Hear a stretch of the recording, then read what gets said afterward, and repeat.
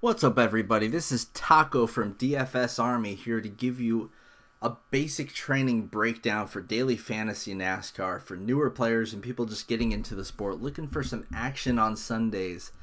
As NFL is going into the off season, but this is the start of the best daily fantasy sport that there is, period. The most action-packed, fun thing there is to bet on. I can't explain to you how much betting helps this sport. It is so exciting, especially when it gets down to the final laps. It is amazing how fun this sport is when you've got money riding on it. Oh man, it's time to get back into the NASCAR groove of things, baby. It's NASCAR time, and we're here to break down the fundamentals, the core mechanics of how daily fantasy NASCAR works. And I'm gonna go through step by step, just lay the fundamentals down. Let's get right into this here. It's going to be no nonsense, just straight up info, rapid fire. So we're going to be learning about fantasy point scoring, the difference between DraftKings and FanDuel, starting position, qualifying, the importance of that, and why we can't make lineups early before the qualifying starts, and then the track types and their different strategies, a very important thing to understand the sport, practice data and how to apply it properly, and the kind of practice data that we have available for you guys, odds and different props that you can use that are very helpful. Variance, carnage is how I would put it. Some of these tracks have a lot of carnage, and some people see carnage as a bad thing, but if you're a true carnage bender like me, you learn to love it, you learn to enjoy it, you want to see the chaos, you thrive on chaos. I love it. Ownership and leverage, probably the most important part of DFS, just straight up understanding how to leverage yourself to the field and gain that edge. And then lineup construction, absolutely crucial here. It's not something you have to think about in sports like golf or even like NBA, really. But it's definitely a very, very important part of this sport here, is knowing how to create lineups that make sense and work and aren't going to have you dead in the water from lap one. And then contest selection, and then what makes cash plays different than GPP plays in this sport. So that's what we're going to be going over today. Let's get right through this. We're going to look at how we score on DraftKings in this sport. This is how the fantasy points are accrued. It starts out with your base finishing position score. It's going to be 41 minus wherever you finish. So if you finish in first, that's 40. If you finish in 40th, you get one measly point. But, however, if you finish first, you don't actually get 40 points because there's 2 extra points to the winner, 1 point to the top 10 finishers, and you get an extra point for finishing in the top 20, and you get 1 more point for finishing in the top 30. So the winner will actually get 45 points, and these are the only real, besides some things we're about to talk to here, this is the cumulative part of the scoring. This is, again, your base. The weird thing about this sport that makes it different than a lot of other sports that have pretty much all cumulative stats, where, if LeBron James has 60 fantasy points going into the fourth quarter, he's not going to come out of the fourth quarter with negative 30, but something similar can happen here in NASCAR, and that's because of the place differential. You get 1 point per place differential. So if you start 40th, and you finish in first, that's 39 points that you get there. And yes, you can get negative 39 points if you're on the pole and you wreck out and finish last. So there's a lot of inherent danger with taking the guys in the front, but also the guys that start in the front are typically the guys that you want. So that's the dynamic of this sport. And the different sites kind of attack it differently. We'll talk about FanDuel in a second here, but for DraftKings, it's 1 point per place differential. Then 0.25 points per laps led, and 0.45 points per fast lap. Now, it used to be 0.5 points per fast lap. Doesn't make all that much of a difference here. They had to nerf it a little bit, but still. When you go to races that are like 400, 500 laps long, these can add up. These can get people up to the hundreds. Like on DraftKings, if you lead 200, 300, even 400 laps like we've seen at Martinsville, you could just wreck out and finish last and still be mandatory to make any money to have in your lineup. So very important to know who the dominators are. They're going to get these fast laps and lead laps, but The place differential also huge on DraftKings. And then we look at FanDuel and how they score. It's pretty close, but not entirely the same. It's important to note the key differences here. So your base finishing position formula is the same thing. However, you get the winner's bonus. This should actually say 43, but whatever. Yeah, you get the winner's bonus. And then no top 10, no top 20, no top 30 bonus like on DraftKings. And only half a point per place differential. Now on top of that, you get only 0.1 points per lap led. But this is where it gets really different than DraftKings. 0 points per fast laps. So you don't even have to worry about fast laps if you're on FanDuel. They don't matter. And then another thing that makes it very different than DraftKings, 0.1 points per lap completed, which gives everyone a pretty substantial floor, especially at short tracks where there's a lot of laps. Even the scrubs will be putting up at least like 30 points there. And if you wreck early, on DraftKings, if you play a scrub at like minimum price and they wreck like lap 1 or they just park it, you can still potentially make money. On FanDuel, you are dead in the water, so you had better finish the race, or at least finish most of your laps, or you're not going to have a good time there. Let's go over these track types. This is one of the most important parts of the sport to understand. So you got your 1.5 mile intermediate tracks. These are your cookie cutter standard basic NASCAR tracks. You've got your large ovals, kind of a dying breed. Your short and flat tracks, which is where some of the most entertaining racing goes on because it's bumper to bumper. Not the fastest racing, of course, but it's constant action. A lot of traffic constantly. Always fun to see these short track races. And we've got the steep versions of the short tracks, which can also be very exciting. And then the road courses. And recently the additions of Rovals into the road course. There are half ovals, half road courses. And then this year we'll be adding a street race. And we'll get into that. And then your super speedway races. And then there are a few others like Bristol Dirt. At Trucks they race.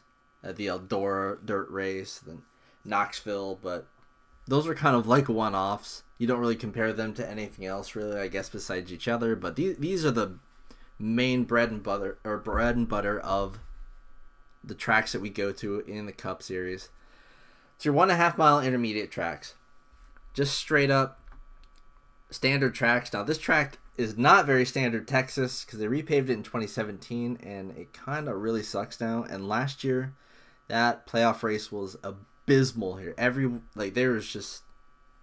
It was bad. Everyone that got the lead just blew a tire, but there's hope for Texas eventually. It used to be such a very fun track. Hope they fix it soon. But Charlotte, iconic track. Of course, Charlotte is where most of the garages in NASCAR are centered out of, and then you have the Coke 600 there, which is of course the longest race of the year, 600 miles, 100 miles longer than anything else. A real endurance race.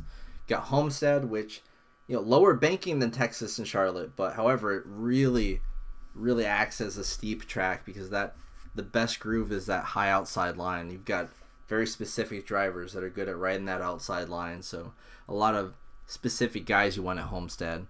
You got Las Vegas, usually a pretty carnage-filled race. We've seen a lot of Las Vegas races where there's just wrecks constantly. In Kansas, one of my absolute favorite tracks, a nice multi-groove intermediate track. Used to be similar to Chicagoland, RIP Chicagoland.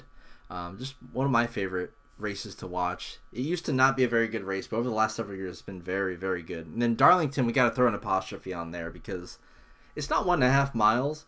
It's close though, but it's a 1.3 mile egg-shaped track, and it's kind of in the weird spot between intermediate track and like short steep tracks, and you'll see it in the short steep track later with another apostrophe. It's kind of in that middle zone. Now last year with the switch to the next gen car, which is another important thing to note, they switch car generations once every 7 or 8 years, and they just switched over cars last year, which we've seen a lot of changes, seen a lot more parity in the league, a lot more these middling teams able to put up more production.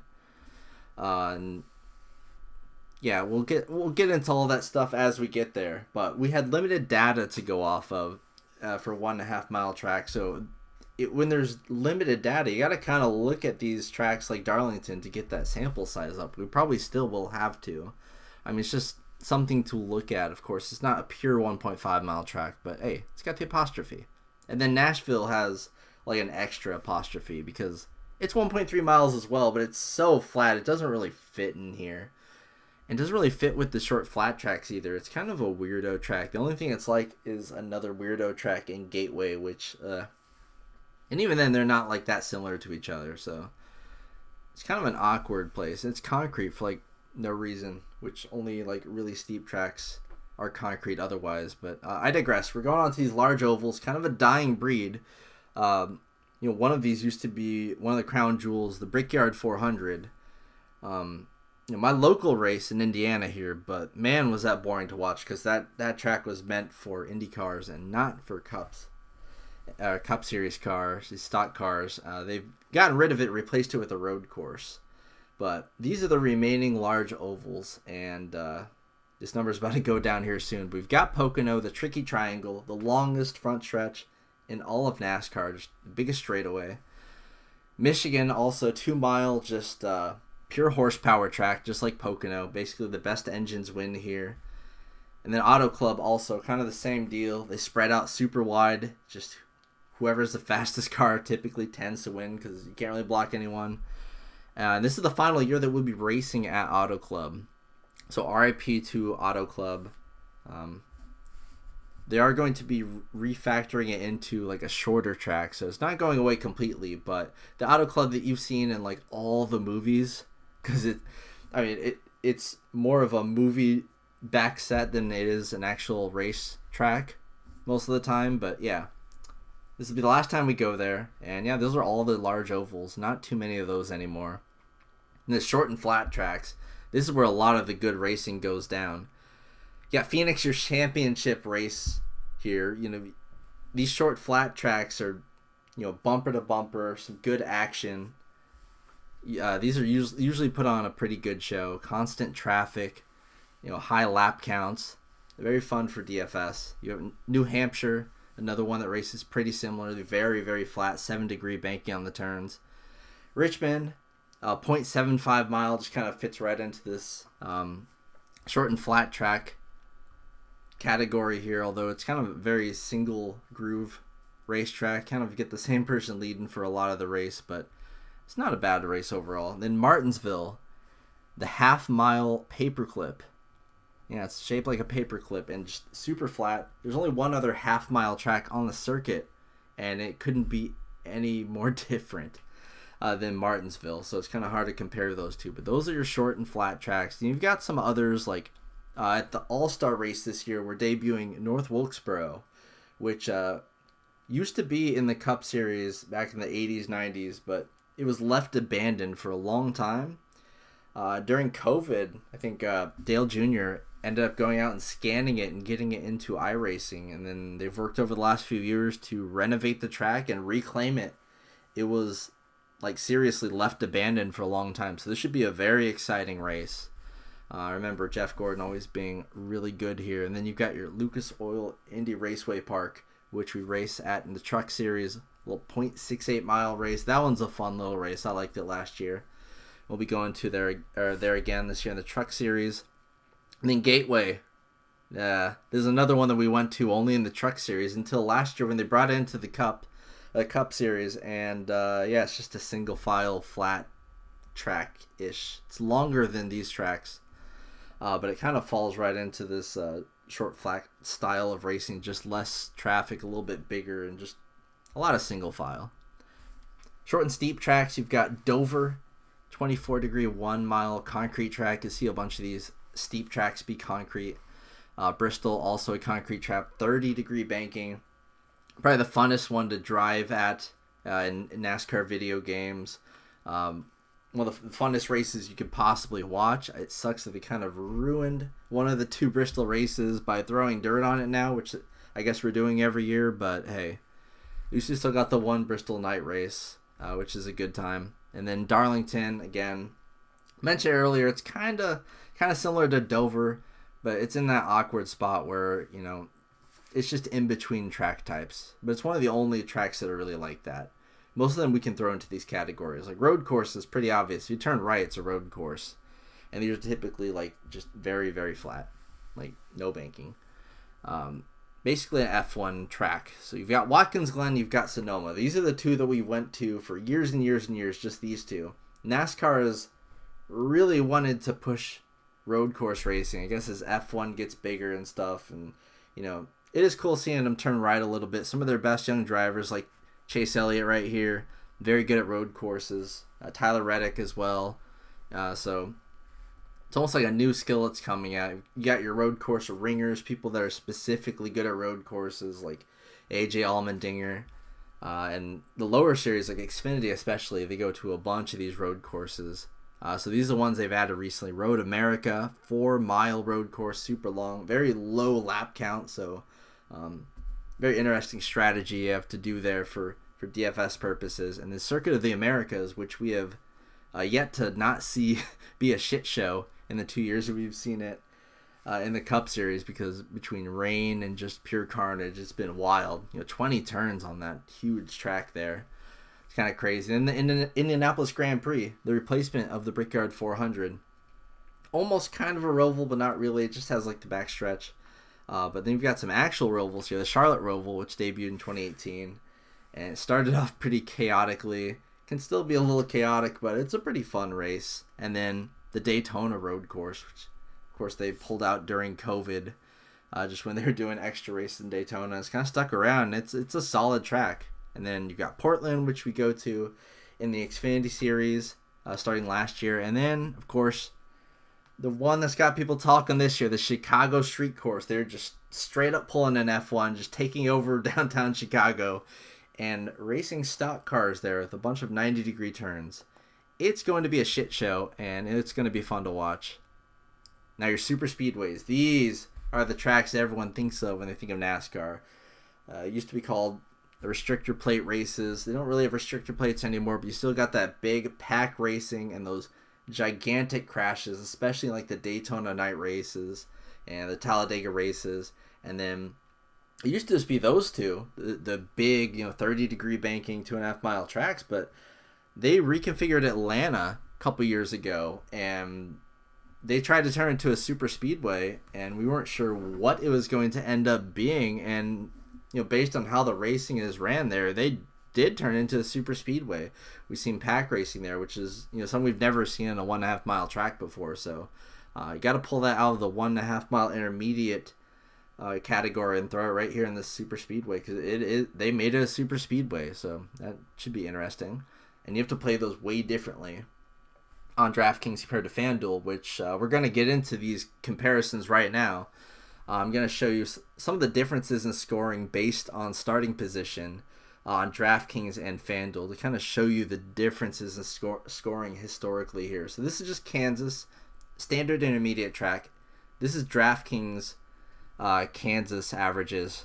So we're looking at starting positions 1 through 5, 6 through 10, etc. through the field. And of course, just like a nice little gradient. The closer you start to the front, the more likely you are to score high. But of course, there is that risk of where if you wreck, you get like negative points and it's all over. But typically, the best drivers are going to qualify in the front here. The guys leading the laps, getting the fast laps are all going to qualify well and be in the top 5. It's kind of, it's typical NASCAR like you'd expect, honestly. And then compare that to FanDuel. The gradient is just a little bit less extreme. I mean, the bad drivers are still pretty bad on here because, they're going to be just laps down. They're not going to accomplish much. There's not enough carnage to really get them involved in anything. But the top 5 guys don't have nearly the advantage, if you look at the average fantasy points, that they do on DraftKings for the intermediate tracks. So keep that in mind. Now we look at short tracks. This is just Martinsville. It's like the ultimate example of short track, 500 laps. You see on DraftKings, obviously with the fast laps getting handed out in the lead laps, we're going to see gigantic scores from the guys starting in the top 5. And the guys starting in the back here are just screwed. They're going many laps down. They have like no hope. But then you've got on FanDuel, everyone's kind of alive here. You notice the spread. Everyone's got a gigantic floor because of the completed lap stat. And the guys in the back are still getting lapped and going down, and they're kind of hopeless. But these guys starting towards the back, a little more life in them than on DraftKings, where basically anyone starting 26 or worse is kind of dead in the water. But you will need to make those kind of plays where necessary. So that's short track racing for you. And this is where it gets really interesting. Super speedways. Now this is going to look way different than the other ones, because on DraftKings, it's kind of the opposite story of everything we've seen so far. Starting in the front is horrible. You do not want to start in the top 20. You want to start in the back of these super speedways, because everyone wrecks and it's just a matter of surviving, and place differential is everything. And also, fast laps do not get distributed to the leaders ever. It just goes to whoever's in the back of the fastest line. So you have some guys that'll lead some extra laps. You got a few guys that are pretty good at super speedways. You got your Ryan Blaney's, Denny Hamlin's, even like Chase Elliott has been pretty dang good at the super speedways lately. Byron's pretty good at Daytona, but for the most part, you're going to think about things like that significantly less. Like track history matters significantly less, because these races are carnage fests. And if you start guys in the top 5, like we've seen before with Ricky Stenhouse Jr., he started on the pole, led several laps, won the race. Wasn't even close to being in the optimal lineup, because it's all about finding that guy from back here that survives and ends up finishing in the top 10, because everyone's almost kind of in equal equipment here. So it's just all place differential scoring. And then on FanDuel, it's kind of a big mess. Everyone's kind of like even almost. It's just the middle of the pack that struggles a bit, and then the very, very, very back, definitely not the upside that you would have on DraftKings there. So the super speedways always throw us for a loop when it comes to strategy. Now, practice data, this is something that you will get access to at dfsarmy.com. When you sign up for our site, of course, you'll get access to this practice data that's super helpful. This is an example of practice data from Kansas.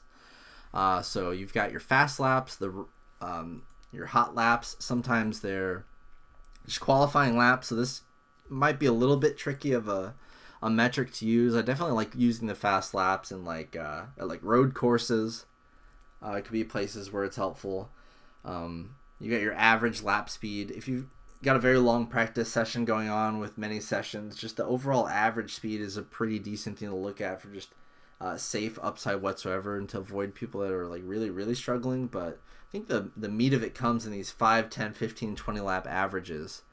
Because if I recall correctly, Tyler Reddick won the pole off this race. So he had the fast lap and like the best long run and short run speed. Like he was just fast. He ended up wrecking out, and the guys that took over and dominated this race were Truex, who was only 14th on the fast laps, but you can see he was second in 20 lap average, and then Bowman, who was third in 20 lap average, but didn't really show up in fast laps or average laps. So depending on the race, it's going to be different based on the track you're at.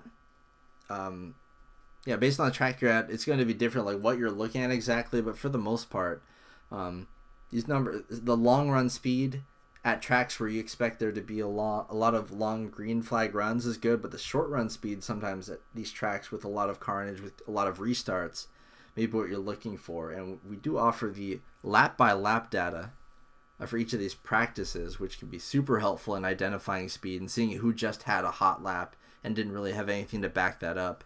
And then recently they've added groupings to practice, and that's going to be noted on the sheet as well, just in case there's a super advantage, so like one group or another, which we see sometimes. Like sometimes one group has clouds out, the other doesn't. Temperatures on the tracks are a little different, so we've got that noted for you. And then the practice times, very useful on ovals. They're awesome at short tracks where you get tons of laps of data to work with, and useful on road courses. Practice data is pretty indicative of who understands the course and who's running really well. However, it's absolutely useless on super speedways. Like, there's no point in even looking at practice times there. So, just keep that in mind. Now, odds and props. This is where you can extract a lot of value just from using different aspects of the gambling world to just gather wisdom of the crowd and kind of figure out who's being betted up here. You've got your standard like win odds, obviously, and I use decimal because decimal is the best. Not a fan of America. Basically, like, okay, this is essentially saying Tyler Reddick 6-1 or plus 600, but I mean, decimal odds supremacy. I will always chant that. You've got your top 5 and 10 odds, which are very helpful. These are from DraftKings Sportsbooks most weeks, and then the real meat and potatoes here is the implied odds. And the way I run these is it's not just a straight up calculation because of course there's juice added. This is all accounted for the juice is accounted for in this. So these are like the raw implied chances according to their odds that they win, come top 5, come top 10. Sometimes we get a finish lead lap prop, which is super helpful. Sometimes we get the to lead a lap and stuff, like, you know. On Sundays, usually I'll post these, so always be looking in the Discord if you're a DFS Army member. For Sundays, we get these juicy props that drop. You've got the expected cautions, which is super helpful. Of course, I take out the stage cautions, but the expected non-stage cautions, which in this race, it was insane, 10.5. And yeah, and it ended up being a carnage-filled race. One of the best ways that you can predict carnage for a race is this prop right here. Super helpful. Lead lap props, also really helpful. Expected drivers to finish on the lead laps. You can, you know, if they expect 19 drivers to finish on the lead lap, you want your worst driver to be ultimately like the 19th best driver overall if people are starting in the rear. And if there aren't many drivers expected to finish on the lead lap, then maybe taking guys from the very back of the field hoping they get place differential is not a great idea. Drivers to lead a lap also could show the disparity expected between the cars, how often they'll trade hands there. And then manufacturer and team props, always very exciting to see which teams and manufacturers are being bet up. And it tells a lot of the tale a lot of the times, especially as we're very close to the race start there. And then stage props are awesome for figuring out who your early dominator is going to be. And when we talk about lineup construction, we will get into that, but very, very helpful props here. And then, of course, live in the race, you've got Brady, my coworker there at DFS Army, a bit more on the betting side. He's in Canada, and he gets access to all of these awesome books. Very lucky man. He gets some of the best live bets you've ever seen, just using live in-race speed charts. And you can tell who's fast before Vegas, and you can get a lot of money. We've had some real live dogs at some crazy numbers because we've caught Vegas slacking several times. So Brady's the GOAT at the live betting, just the betting side of NASCAR. Definitely hit him up for all of your betting needs for sure. Then Variance, Carnage, one of my favorite aspects of this sport. It's a lot of people don't like it, but I'm telling you, this is where you make your hay in NASCAR. Just knowing how to bend the carnage. Easiest to just show you the data. Yeah. So let me show you. These are all the finishes of the best drivers of last year. Now, if you're used to like F1 or something, you're used to just seeing like, you know, Hamilton or Verstappen just like 1-2, 2-1-1. It's very different in NASCAR, and it's especially different with this next gen car. I mean, a lot of this was, you know, a bit due to just the brand new car having, you know, some problems, some adjusting to it. So I expect these numbers kind of calm down a little bit, but you can see Chase Elliott had the best driver rating all year long. Look at his intermediate track finishes. He had several landmines here, you know, and at super speedways, forget about it. Like, you can just see the carnage here. It's incredible, the amount of carnage. So keep in mind, you know, at the short, like for example, the short and flat tracks, there's typically going to be less carnage overall. And you got some guys that you can tell are just clearly better at staying out of trouble, like the Joey Logano's of the world. Denny Hamlin, also someone that's very good at staying out of trouble typically, just not super speedways.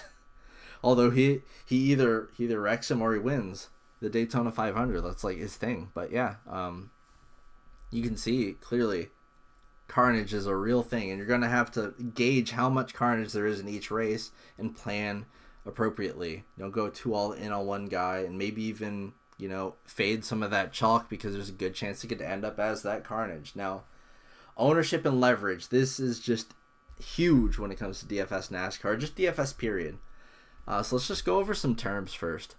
Well, I guess first I'll say the ownership projections posted right after qualifying ASAP. You know, you've got Brady out there throwing notes out ASAP after qualifying, especially in the lower series. There's a lot of edge in the Truck Series and Xfinity Series with the qualifying being so close to race lock.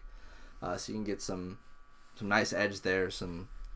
I've always got the projections and ownership projections out on the DS real quick after qualifying. Very reliable there. And then the projections are typically aimed at the largest GPPs. So in the Cup Series, that's going to be the $15 Engineer. And the lower series is going to be the $10 Piston. That's what the projections are aimed at. But you should also bend them accordingly because ownership kind of changes based on what contest you're in. This is just a core tenet that I've always said to people. If you've got two plays that are projected around the same range, just take the lower owned one. It's the greatest tiebreaker you can imagine. Just whoever's going to be lower owned, run that guy. You have so much more upside doing that. So going over some terms, your exposure. This is the percentage of your money allocated to each driver in MME. Do not confuse this with the percentage of lineups a guy is in, because if you MME like me, a lot of your contests are going to have different money invested in each person, right? And I actually have a guide on my YouTube channel on Taco DFS that shows you how to go in Excel and actually calculate your true exposure based on money. And there are a few other ways of figuring that out, but it's important to keep track of your exposure, how much money you have on each person, and compare that to the projected ownership to get leverage. Leverage is simply your exposure. Like if you have 45% of your dollars on Chase Elliott and the field has Chase Elliott 30% owned, you've got 15% leverage on Chase Elliott. So when we say leverage, this is what we mean. And then chalk. I mean, you hear it all the time. You would have to be brand new and not know what chalk is, but I might as well say it because there are some brand new people listening, and I'm excited you're here. The chalk is just what we call the highest owned plays. Eating the chalk is just, taking the guy who's 60% owned because, it's super obvious that they're going to lead laps or something. And it's worth noting that the chalk is chalkier in the lower series, like Xfinity and Truck Series, definitely. And with with races that have qualifying close to lock, like the Clash here will have, they'll have qualifying like an hour. It'll finish up like an hour before lock. And yeah, it could be really, the chalk just gets super chalky there. And I think pivoting in spots like that is really, really nice. Now, ownership can vary significantly depending on the contest. And we'll kind of go over that here a bit with this breakdown I'm about to show you. I do these breakdowns every week on my Twitter. But just depending on the contest and depending on the number of entrants, ownership can definitely change. And you want to manipulate that to your advantage. I'll explain how to do that later. I do post a complete ownership breakdown after lock each race, like I had said. And here's an example of this. So this is their average ownership across the board. And I use the contests that have a big enough sample size to be, worthwhile. Because I could go into the hundreds or thousands or whatever. But at that point, you're getting to like 100 people. And maybe it's not the best sample size. The 44 is like a good cutoff point for, big enough contest to where there's some actual like money being bet onto it. And it's a little sharp. And you can see the trends here are super sharp. We've even got the sharp column here. And people ask what that means. And that's just comparing the ownership in the $44 contest to the ownership in the quarter. And if you end up overweight on these sharp plays week to week, you'll get a sense of who the sharp plays are. That it's just going to make you a better player, especially if you play these sharp plays in these lower dollar contests. You can get so much free leverage here. And then when you're in these higher dollar contests, you play guys like Kevin Harvick, or you play the guys that are lower owned. So you can bend and manipulate the ownership to your advantage if you just know how ownership is distributed in these contests. And just check my Twitter every week after lock, and you'll see, there are just some certain trends, and yeah, there's just a lot of ways to make your exposure work for you. So for lineup construction, and this is going to be kind of more based on like hand building, which I am a fan of in NASCAR. I think the next slide will go over the optimizer here, but for lineup construction, it's very important. Dominators is, it's a jargon that we have that just means drivers are expected to lead laps and get fast laps. Before, it was like 6-7 dudes maybe. Now it's like like over a dozen guys that could potentially lead and get fast laps, as we saw just more parity last season, with the middling teams being able to go up and perform along with the best teams, and some of the best teams having some trouble. So a bit wider pool for these Dominators, but they're going to be very important, especially at like your shorter tracks with more laps. And yeah, the more laps there are, the more Dominators that you want to have in your pool.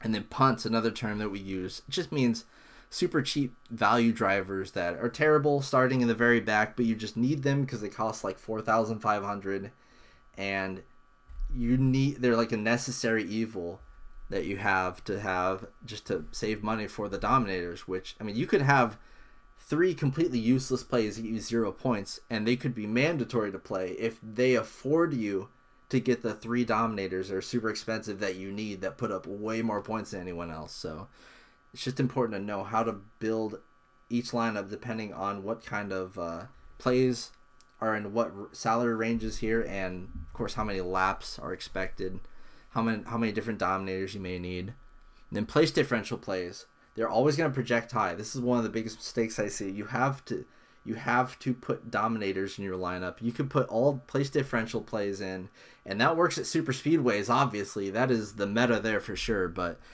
if you just go off the highest projected plays, oftentimes they will be the place differential plays. But if you don't have a Dominator picking up those lead laps, you're not going to win contests. So yeah, if the race has minimal laps, like it's like sometimes at the road courses when there's like 50 laps in the lower series, yeah, maybe you can do all place differential and get away with it. Like the exhibition races, like the Daytona duels, but yeah, for the most part, you're going to need a Dominator. And even at some of those tracks, like the duels, if nothing gets shaken up, I mean, they're just going to finish high anyway. So you'll typically want 1 early Dominator starting in the top 5. Now, yeah, this is a pretty good rule of thumb. This is where the win stage 1 prop really comes in handy. Typically, you're going to want 1 late game, guy that comes from like the middle of the field or something, or just, you're gonna typically have 1 guy that leads early on, like stage 1, and then you're gonna have your actual race winner eventually come up and win. It's very, very rarely do we see someone just lead the entire thing. We've only seen that recently with like Martin Truex Jr. at Martinsville when they had a crap package for it. But for the most part, you're going to want that early Dominator. Then you're going to want to plan either just like you want your secondary Dominator usually. I mean, they don't necessarily have to be from the back of the pack. Sometimes they're 1 and 2, but just don't forget to get that 1 guy that's going to lead stage 1, because banking on the leader of stage 1 to like wreck out or something isn't the best strategy long term.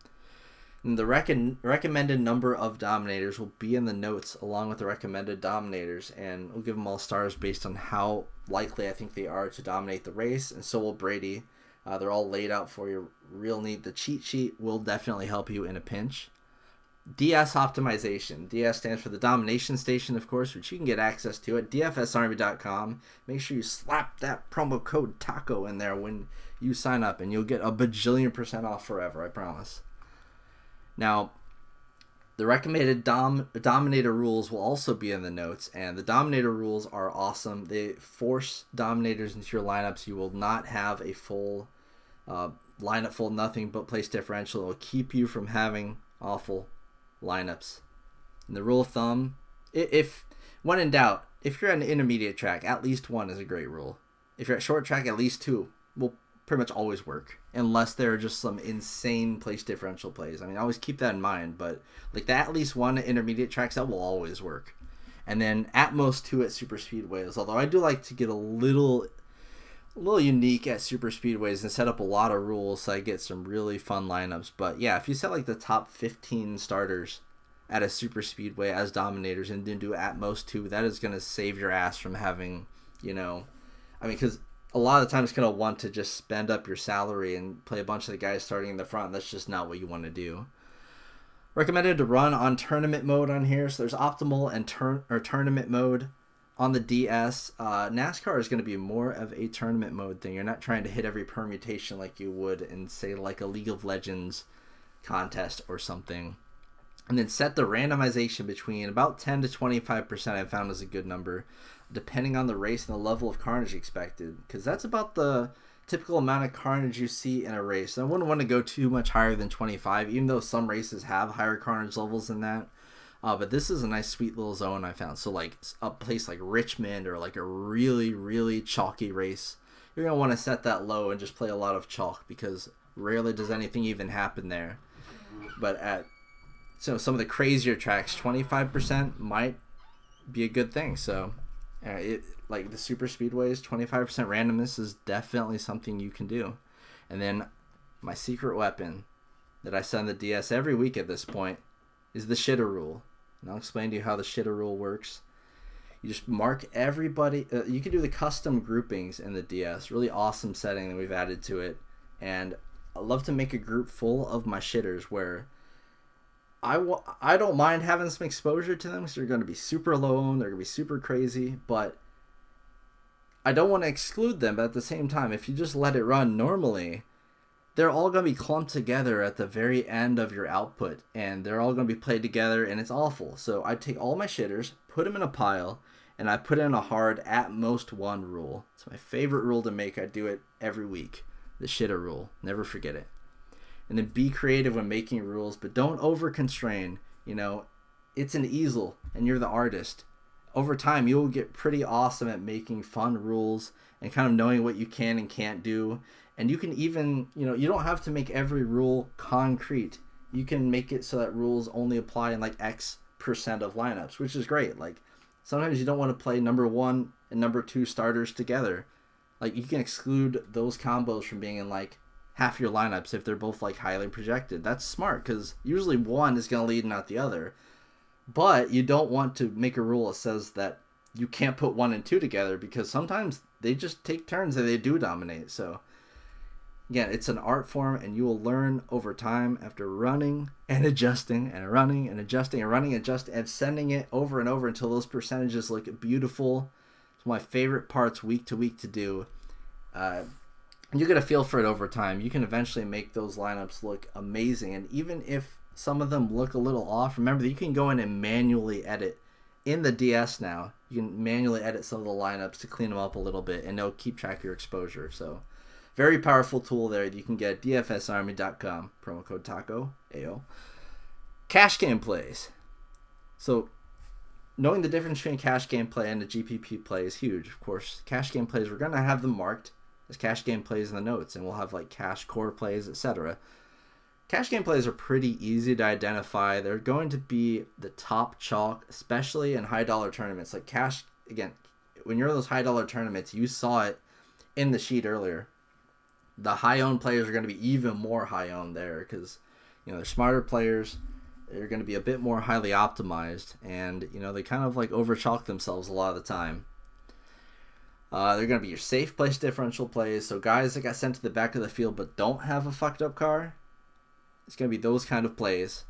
And then your heavy favorite dominators, especially in the lower series. So we've seen before, like last year, I'd say Noah Gragson hit this mark where he was just winning and coming top 5 so consistently that even though he's 60% owned, it's just like in cash games you have to have him, or else you're just dead. Those kind of plays are fine, because even if they mess up, like most of the field is messing up anyway too, so you'll probably be fine. You don't want to be against the grain in cash games. They're going to be safe, consistent drivers with high. These are some good stats you can find on the research station, the RS. So there's some drivers that just have a better laps completed percentages and lead lap finish rate than others. Those are going to be your safer, more conservative drivers, your Hamlins, Truexes, Logano's of the world. And then of course, in GPP, we'll talk about in a second there, but those guys, you're going to have lower laps completed percentages and all, but of course, they're going to be shooting for wins more often. Like AJ Allmendinger comes to mind there for sure. Yeah, let's talk about these GPP plays. These are risky, low-owned plays with high upside. Now, this is where you get wild with it, because finding that low-owned diamond in the rough that wins a slate for you is just the dream in GPP, because if all the chalk hits, then GPP sucks. You're just tying with everyone. And also these unconventional dominators that could break the slate. Again, guys like before, we've seen Kurt Busch as like that kind of outside dominator that no one plays, like 3% owned, leads 200 laps, and if you have him, you win all the money. You see more of these unconventional dominators now with the next gen car. So at first guys like Ross Chastain and Daniel Suarez were like surprising people like that, but now I think there are just more potential dominators that are capable of doing it. So I would not be against spreading out a little bit with these dominators and just trying to attack ownership in GPP specifically. And then drivers who are sent to the rear and have that place differential upside, but they have uncertainties about them, like they wrecked in practice and they're in a backup car, or they had mechanical issues or something, or maybe the driver was sick or there was a driver change, and that's going to usually tank their ownership, especially if they were sent to the rear but not scored from the rear. That tanks ownership completely, and sometimes those guys can have their ownership tanked so hard that they started out as a good play, but then they end up being low owned, especially in like the second wave of contest. And when we get to the contest selection part, I'll explain that a little bit more in detail. And then low owned plays, they'll be even lower owned in single entry, 3 max, or high dollar type contests. Again, that's part of the hedging contest selection here that I like to go after. GPP plays, like in every single entry 3 max I do, I love to have like someone that's just super off the wall, because in a normal contest they're going to be like 7% owned, but in a single entry where everyone loves to throw their cash lineup in, it might be like 2% owned. And then attacking optimizer unfriendly plays in 150 max contest. I love hand building, and I love putting, just like I said, unconventional non-optimizer lineups into the 150 max. Sometimes the chalk are just like optimizer friendly plays will be higher owned in these, with something we see week after week by just studying the ownership. You get a feel for it over time. Again, hedging your contest selection is another important part of this whole thing. And then GPP lineups don't have to avoid the chalk entirely. You don't have to get too cute. If you're cute with like 1 or 2 guys and like pretty cute, you can afford to play some chalk. It's fine. A lot of the chalk is chalk for a reason. It's very rare that all of the chalk doesn't hit. It does happen sometimes, but it's super rare that all of the chalk doesn't hit, because even if like the number 1, number 2 guys all chalk bomb, usually it's just number 3 chalk guy clean that all up. So don't be afraid to play a little bit of chalk, just as long as you have some unique plays with it. And then contest selection tricks, one of my favorite parts of this whole thing. So these are some of my go-to tricks I go to every week. Contests that fill before qualifying are usually good value. I like attacking contests early in the week and trying to get those ones that are filling up early. And those are the ones I'm going to put those late news plays in. And then the late news plays, you want to fade them in the second wave of contests. A contest will fill up and then a new contest will come out that's smaller. Those ownerships are always going to be skewed, and if you attack those ownerships in a smart way, you can make a lot of money that way without even having to go crazy with the leverage on your raw exposure. It's one of the best ways to play this sport. So in those second wave contests, you kind of want to fade the late news guys, because everyone's trying to get in on that news and jam those guys in. Sometimes like a late news guy or someone sent to the rear will be like 10%, 15% higher owned in that second wave of contest. Just fade them in those and play them in the ones that locked earlier. It's common sense. And then 3, 5, and 10 man contests have always made me the most money, and they fill days before qualifying a lot of the time. I love attacking those. A lot of people forget to set their lineups in these. I see it all the time. And a lot of them even reserve and just don't put in a lineup, period. So it happens all the time in like 3 and 5 mans, and if one person does it, instantly becomes like a triple up, but it's really a double up or a 50-50. It's great. And then if you still qualify for beginner contests, of course, if you're brand new to this, please do not go max a quarter. Don't max a quarter. Don't do it. Go ham on those beginner contests, because your eligibility will be up after a while, and it's based on the number of lineups you play. So do not go max in the quarter when you first start out. Seriously, attack these weak beginner contests. They are so easy. and then look at the max number of entries allowed in each contest and play accordingly. I've kind of already talked about this in like the GPP section, but optimizer contest with 150 max, you want to play a certain way, and you want to play a different way in single entry, and play a different way in like 3 max and satellites. You know what I mean? If it's like an octuple up, of course you got to shoot for the moon. You don't want to put your cash lineup in it. Just good old-fashioned DFS fundamentals, very important there. And then, of course, the most important tip of this entire video is that if you're playing me in a head-to-head, the key to beating me is to stack Rick Ware racing cars exclusively. You'll win every time, I promise you. Don't question it. Closing thoughts. Let's get you out on your way here. A graduate of DFS NASCAR boot camp here. Don't bet we can't afford to lose. Again, common sense. This is for fun. We're having fun here. It's good, fun action. Seriously, do not refinance your mortgage or anything for this. You can have a lot of fun without having to spend too much or put too much at risk. I mean, if you get a thrill from that, hey, so be it. It's your money. It's your life. You do whatever you want to. But I would recommend just, maybe erring on the side of caution, especially when you're first starting out, because the Dunning-Kruger effect can be real when you first start figuring it out, because eventually, when you gain that real wisdom, you realize you know a little bit less than you think. So be sure to be humble and take it gently at first, and really only go hard when there's like some real, like, true edge out there. And definitely don't tilt enter. I mean, that's just DFS 101 right there. And this, I have to tell so many people this, do not there's no point looking at DraftKings during the race, ever. You're just going to see yourself winning like 50K 10 laps in. You'll be like, ooh, and then that contest will literally finish like dead last by the end of the race. I don't even check anymore. I have not checked my lineups during a race in forever. Sometimes I don't even check till like later that night, because after each race there tends to always be timing and scoring stat adjustments. We see this in other sports, but especially in NASCAR, you'll have a fast lap go to a guy. We'll see, if you're watching your money, you can see your money jumping up and down wildly. I would wait until DraftKings actually pays you out and then look and go, oh, nice, I made $50, because then you're not going to be freaking out that, oh, you were winning $1,000. You don't even know. And it's just better that way, I promise you. Be bold. Cowards don't win. They split pots. Yes, do not have exposure that's just the same as expected ownership. Unless you've hedged contests like a motherfucker, you're not going to win that way. You're just going to eat rake. And then, what would Bobby Wow do?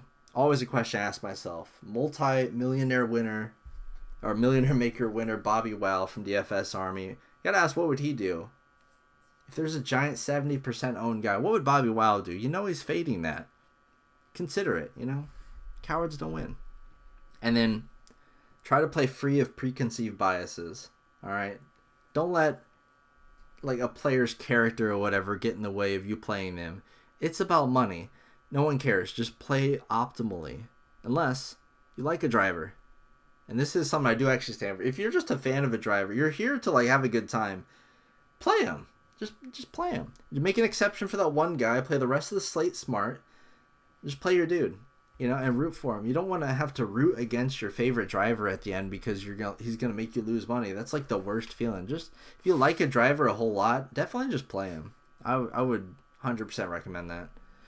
And if you win 10K plus, send us a screenshot in Discord, and you will get a free swag bag, and you will be put on our Hall of Fame. And that thing's got like 40 pages now. We've had so many big winners. So, I mean, we took down a lot of engineers last year, a lot of Pistons, we split a lot of ways in a lot of Pistons. The Army goes crazy in NASCAR, so definitely join us in getting those helmets up on top. And if you're not a member yet, please, DFSArmy.com. Join today and use code TACO, man. I'm here to help you. We have super in-depth coaching available, and again, even with the tightest of locks, we're on it like that. That DS is going to be up every time without fail. And yep, that does it. Let's get ready for this 2023 season. It's going to be a fun one, and I hope you learned a lot during this video.